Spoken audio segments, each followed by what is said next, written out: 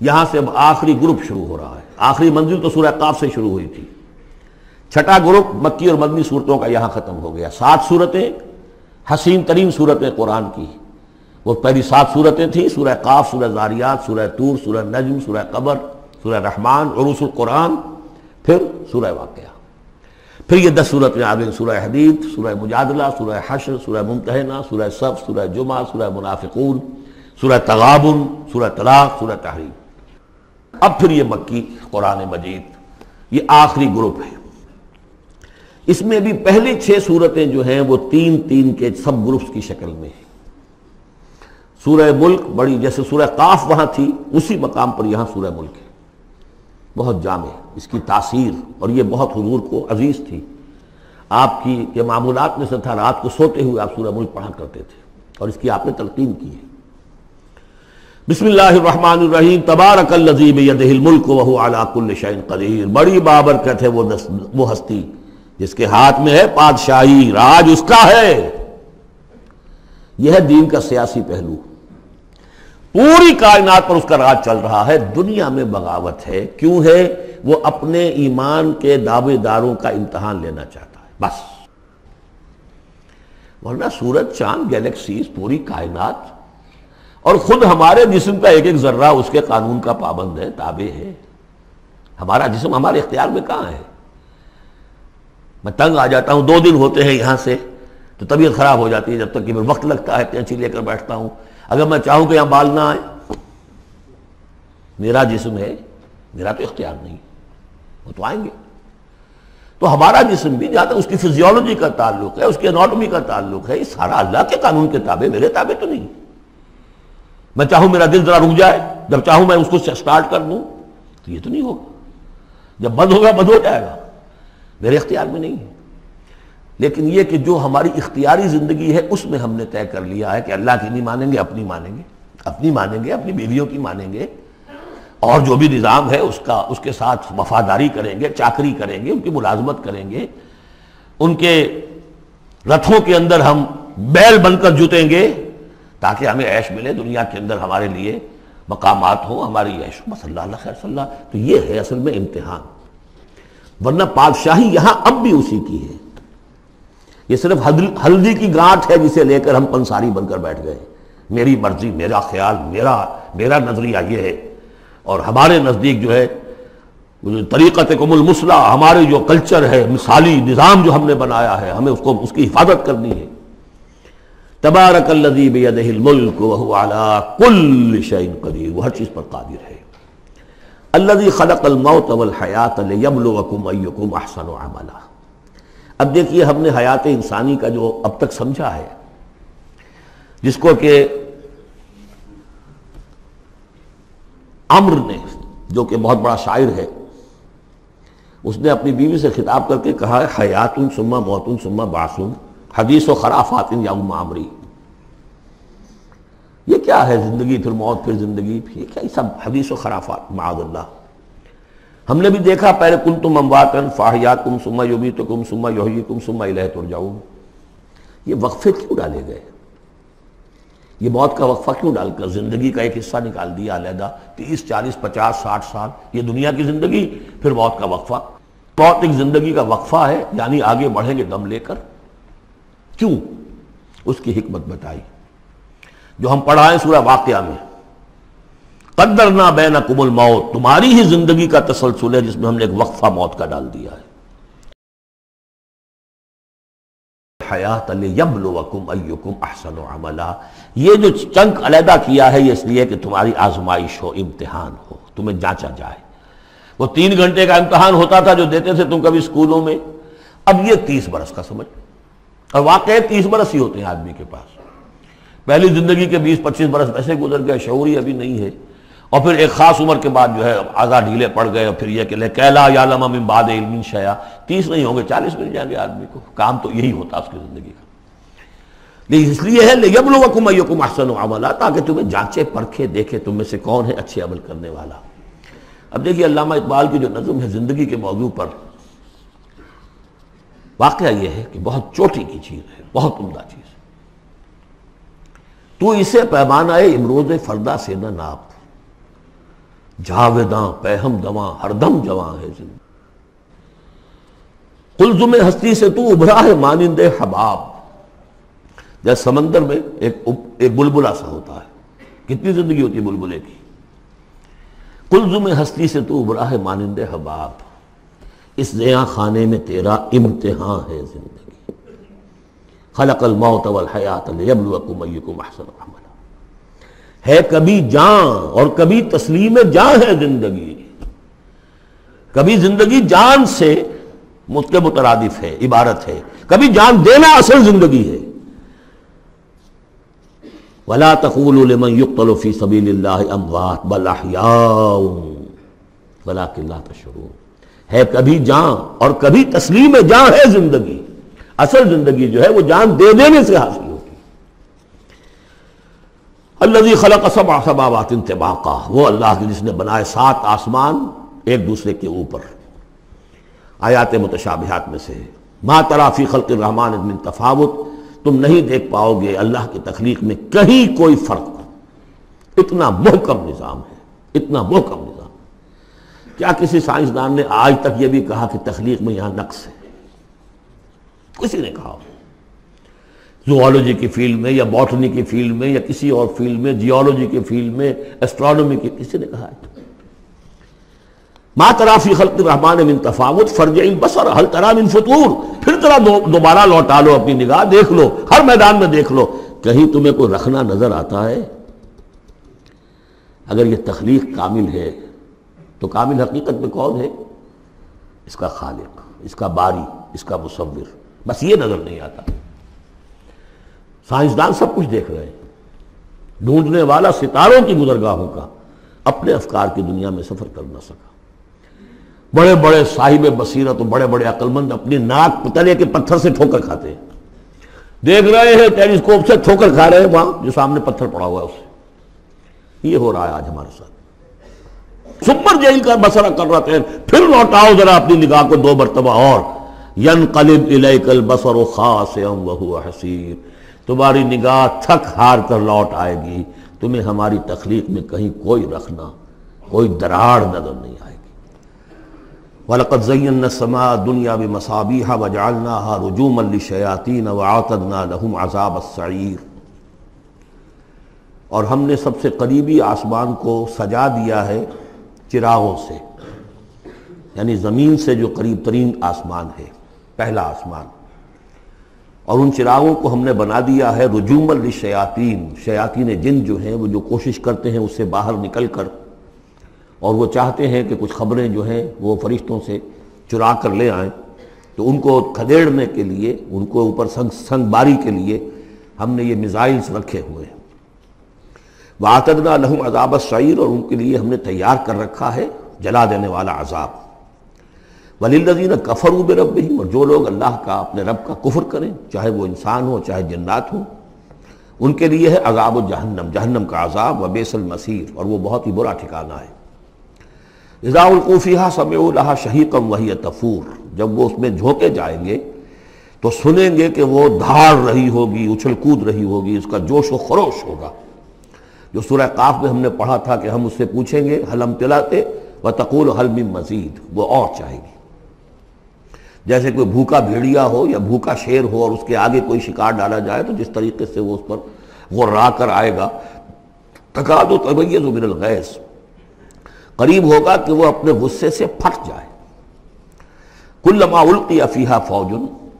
جب کبھی بھی اس میں ایک فوج ڈالی جائے گی، یعنی یہ کہ ایک قوم کے بعد دوسری، دوسری کے بعد تیسری، وہ تو ہو رہا ہے. وہم یوزعون. ان کے درجہ بندی کی جائے گی، قوموں کا علیحدہ علیحدہ حساب ہوگا. سألہم خزنتہا. تو جو جہنم کے داروغہ ہیں وہ ان سے کہیں گے الم یاتکم نذیر. کیا آپ کے پاس کوئی خبردار کرنے والے نہیں آیا؟ قالوا بلا. وہ کہیں گے آیا تھا. کیوں نہیں؟ قد جاءنا نذیر. ہمارے پاس خبردار کرنے والا آیا. فکذبنا. ہم نے انہیں جھٹلا دیا تھا. وقلنا ما نزل اللہ من شیء. اور ہم نے کہا کوئی شے نہیں اتاری اللہ نے. یہ تم خام خواہ کہہ رہے ہو کہ تم پر کوئی قرآن اترا ہے یا تورات اتری ہے. ان انتم الا فی ضلال کبیر. ہم نے اس سے بھی بڑھ کر کہا کہ تم تو خود کسی گمراہی میں ہو، کھلی گمراہی میں مبتلا ہو گئے ہو. تمہیں کوئی آسیب آ گیا ہے یا کچھ اور ہو گیا ہے. وقالوا لو كنا نسمع او نعقل. اور انہوں نے کہا یا وہ کہیں گے کہ اگر ہم سنتے اور سوچتے، غور کرتے، عقل سے کام لیتے، ما کنا فی اصحاب السعیر، تو ہم نہ ہوتے اس جہنم والوں میں سے۔ فاعترفوا بذنبہم، پس انہوں نے اپنے اصل گناہ کا اعتراف کر لیا۔ یہ بہت اہم مقام ہے۔ اصل گناہ کیا تھا کہ ہم نے ان کی بات سنی ہی نہیں، سنی تو انسنی کر دی، اس پر غور نہیں کیا۔ اس لیے کہ ہم یہ آج پڑھ چکے ہیں، ان السمع والبصر والفؤاد کل اولئک کان عنہ مسئولا۔ اللہ نے تمہیں یہ فیکلٹیز دی ہیں تو اس لیے کہ استعمال کرو۔ ہم نے بند کر کے رکھ چھوڑی ہے۔ ہماری ریت ہے، ہماری آباء و اجداد کی رسمیں ہیں، ہماری برادری کے یہ رواج ہیں، ہم اتنے عرصے سے ایک جماعت میں ہیں، اس جماعت کا یہ چلن ہے، جو بھی ہے، اس فرقے میں ہے، اس فرقے کا یہ معاملہ ہے۔ یہ ساری چیزیں جو ہے کہ نہ سوچنا، نہ غور کرنا، نہ سننا۔ فاعترفوا بذنبہم، اصل گناہ یہ ہے ان کا۔ فسحقا لاصحاب السعیر، تو اب دفع ہو جائیں یہ، دھتکارے جائیں یہ لوگ کہ جو جہنمی ہیں۔ اس کے برعکس ان الذین یخشون ربہم بالغیب، وہ لوگ کہ جو اپنے رب سے ڈرتے رہے غیب میں، لہم مغفرۃ واجر کبیر، ان کے لیے مغفرت بھی ہے اور بہت بڑا اجر بھی ہے۔ واسروا قولکم او اجہروا بہ، اور دیکھو چاہے تم اپنے قول کو چھپا کر بیان کرو یا بلند آوازی سے بیان کرو۔ انہ علیم بذات الصدور، وہ تو اس سے بھی واقف ہے جو تمہارے سینوں کے اندر مضمر ہے اور پنہاں ہے۔ الا یعلم من خلق، بڑی اہم آیت ہے یہ وہ حصے ہیں قرآن کے یہ کہ جن کو اس طریقے سے ازبر ہونا چاہیے اگر بات کرنا چاہتے ہیں، آپ دین کی وہ خدمت کرنا چاہتے ہیں۔ کیا وہی نہ جانے گا جس نے پیدا کیا؟ ایک ایسی بات ہے کہ جس کا کوئی انکار کر ہی نہیں سکتا۔ گھڑی بنانے والے کو تو معلوم ہے میں نے اس میں کیا کیا پرزے رکھے ہوئے ہیں، مجھے نہیں معلوم، میں اس کا استعمال تو کر رہا ہوں، مجھے بتا دیا یہ بٹن دبا دیں یہ آن ہو جائے گا، لیکن یہ کہ جس نے بنایا ہے کیا اس سے چھپی ہوئی کوئی چیز ہے؟ الا یعلم من خلق وهو اللطیف الخبیر، اور وہ تو بہت باریک بین ہے، ہر شے کی خبر رکھتا ہے۔ هو الذی جعل لکم الارض ذلولا، اسی نے تمہارے لیے زمین کو بنا دیا ہے پست، تابع حکم، تمہارے قدموں میں بچھی ہوئی ہے غریب، جتنا چاہتے ہو اس کو تو رونتے ہو، پامال کرتے ہو۔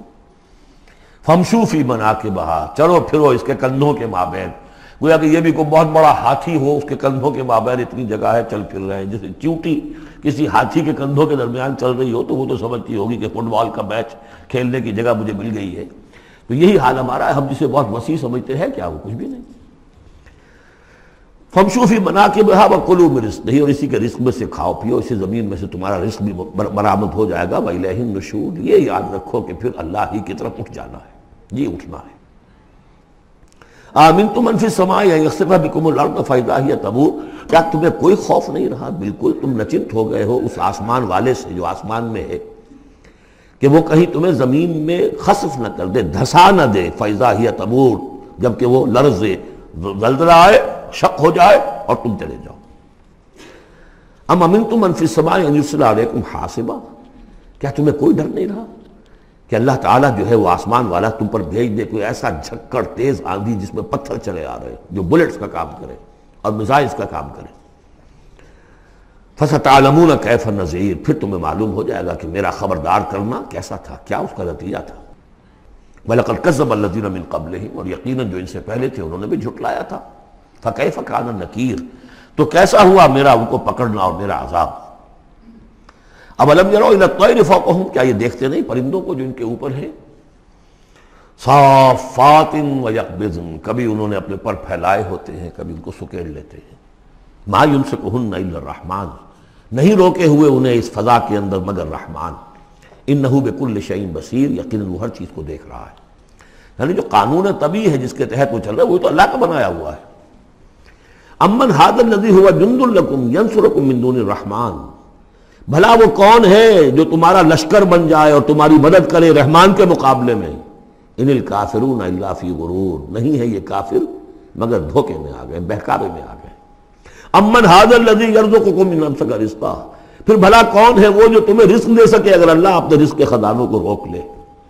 بل لجوا فی عتو ونفور، نہیں یہ لوگ اپنی شرارت میں اور نفرت میں بہت آگے بڑھ گئے۔ افمن یمشی مکبا، یہ آیت بہت اہم ہے حکمت قرآن کے اعتبار سے، فلسفے کے اعتبار سے۔ افمن یمشی مکبا علی وجہہ اہدی امن یمشی سویا علی صراط مستقیم، دو انسانوں کا تصور کرو، ایک شخص وہ ہے کہ جو اوندھے منہ پیٹ کے بل گھسٹ رہا ہے، ایک وہ جو سیدھا کھڑا ہے، سیدھے راستے پر چل رہا ہے۔ کون ہوگا زیادہ ہدایت پر؟ اس میں نقشہ کھینچ دیا گیا ہے، جو لوگ حیوانی سطح پر زندگی بسر کر رہے ہیں صرف انسٹنکٹس کی وجہ سے زندہ ہیں، پیٹ، معاشی جدوجہد اسی کے لیے زندہ ہیں، گھسٹ رہے ہیں اسی میں، وہ اس اوندھے پڑے ہوئے انسان کے معنی نہیں جنہیں آگے کا کچھ پتہ نہیں آگے کہاں جانا ہے، وہ تو ان کے انسٹنکٹس انہیں چلا رہے ہیں، بالکل اینیمل لیول کے اوپر زندگی گزار رہے ہیں، اوندھے منہ، انہیں کیا نظر آئے گا راستہ کون سا ہے، کدھر جانا ہے؟ ایک شخص کھڑا ہے سیدھا، اپنی منزل اس نے معین کر لی ہے۔ یہ بالکل وہی فلسفہ ہے جو سورہ حج میں آ چکا ہے۔ انسان حقیقت میں وہی انسان ہے جس نے اپنا کوئی آدرش، کوئی نصب العین، کوئی مقصد، کوئی آئیڈیل زندگی میں بغیر کسی نصب العین کی زندگی گزار رہا ہے۔ ہی از این اینیمل، اولئک کالانعام بل ھم اضل۔ حیوانات جو ہیں یہ چوپائے، ان کی زندگی کا کوئی مقصد نہیں ہے، وہ تو اللہ نے ہمارے کام کے لیے پیدا کر دی۔ آپ کاٹوں گوشت کھائیں اور ان کی چمڑوں سے جوتیاں بنائیں اور جی رہے ہیں وہ خالص انسٹنکٹس کے اوپر، ان کی جبلتیں ہیں، صرف جبلت کے تحت ہیں۔ انسان صرف حیوان نہیں ہے، اس میں کچھ اور ہے، اور اس کے لیے کوئی آئیڈیل۔ ضعف الطالب والمطلوب، جتنا اونچا آئیڈیل ہوگا اتنا ہی اونچا انسان جائے گا، لیکن جس کا کوئی سرے سے آئیڈیل نہیں وہ نرا حیوان ہے۔ آخر چوپائے بھی تو اسی طرح چلتے ہیں نا۔ افمن یمشی مکبا علی وجہہ اہدی امن یمشی سویا علی صراط مستقیم، سیدھا راستہ اور اس کی منزل معین ہے، مجھے ادھر جانا ہے۔ دنیا میں ہماری منزل اقامت دین، حقیقت میں زندگی کی منزل آخرت، رضائے الہی کا حصول۔ قل ھو الذی انشأکم وجعل لکم السمع والابصار والافئدہ، کہہ دیجئے وہی ہے جس نے تمہیں انشاء، اٹھانا، تمہیں بنایا، بڑھایا، وجعل لکم السمع والابصار والافئدہ، تمہیں کان دیے، آنکھیں دی اور دل دیے یا عقل دی۔ عام طور پر قرآن میں سمع پہلے کیوں آتا ہے اور بصار بعد میں کیوں آتا ہے؟ انسانی علم کا جب آپ جائزہ لیں گے تو اس میں پہلا حصہ ہوتا ہے جو پہلی نسلوں نے علم حاصل کیا ہوا ہے، اس کو آپ اخذ کرتے ہیں اپنی سماعت سے۔ آپ سنتے ہیں، کلاس میں لیکچر ہو رہا ہے، پروفیسر لیکچر دے رہا ہے، جو کچھ ہوا ہے پہلے وہ آپ نے پچھلی نسلوں کا جو بھی ذخیرہ معلومات ہے وہ جمع کیا، اب آپ نے آبزرو کیا، کچھ اور معلومات حاصل کی، کچھ نئی حقیقتیں آپ پر منکشف ہوئیں، اور پھر آپ نے اس کو جوڑا، ایک قدم آگے گئے۔ ان السمع والبصر والفؤاد کل اولئک کان عنہ مسئولا قلیلا ما تشکرون، بہت کم ہی شکر ہے جو تم کرتے ہو۔ قل ھو الذی ذرأکم فی الارض والیہ تحشرون، کہہ دیجئے اسی نے تمہیں پھیلا دیا ہے زمین میں اور اسی کی طرف تم اکٹھے کر دیے جاؤ گے، جمع کر دیے جاؤ گے۔ وَيَقُولُونَ مَتَىٰ هَٰذَا الْوَعْدُ إِن كُنتُمْ صَادِقِينَ، وہ کہتے کب ہوگا یہ وعدہ، کب پورا ہوگا، اگر تم سچے ہو تو بتاؤ۔ قُلْ إِنَّمَا الْعِلْمُ عِندَ اللَّهِ، کہہ دیجئے کہ اس کا علم اللہ کے پاس ہے۔ آخرت کب آئے گی؟ وَاللَّهُ عِندَهُ عِلْمُ السَّاعَةِ، اللہ ہی کے پاس اس کا علم ہے۔ وَإِنَّمَا أَنَا نَذِيرٌ مُّبِينٌ، اور میں تو بس صرف ایک واضح اور صاف صاف ڈرا دینے والا ہوں، اس کے سوا میری ذمہ داری کوئی نہیں۔ فَلَمَّا رَأَوْهُ زُلْفَةً، پھر جب وہ دیکھیں گے اس کو، قریب آ گئی، سیئت وجوہ الذین کفروا، تو ان کے چہروں کے حلیے بگڑ جائیں گے، برے ہو جائیں گے ان کے چہرے، ان کافروں کے۔ وقیل ھذا الذی کنتم بہ تدعون، اور کہا جائے گا یہ ہے وہ جس کو تم مطالبہ کرتے تھے کہ لاؤ اور لے آؤ جلدی سے۔